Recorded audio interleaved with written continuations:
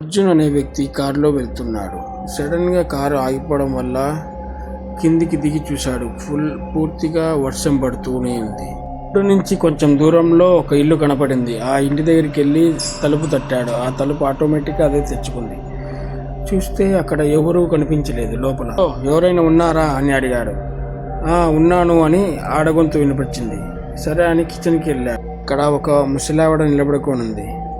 అది చూసి అడిగింది, ఏం కావాలి బాబు అని. నాకు ఏమన్నా తినడానికి ఉందా అని అడిగాడు. సరే కూర్చో బాబు, నేను తీసుకొస్తానని వెళ్ళింది. బాబు తిను అని ప్లేట్ పెట్టింది. ఆ ప్లేట్ చూస్తే రక్తంతో కూడిన కుళ్ళిపోయి ఉన్న మాంసం కనపడింది. అంతే, ఒక్కసారిగా తన గుండె చప్పుడు తనకే వినపడింది. ఆ ఇల్లంతా నిర్మానుషంగా ఉంది. హఠాత్తుగా ఒక దెయ్యం కనపడింది.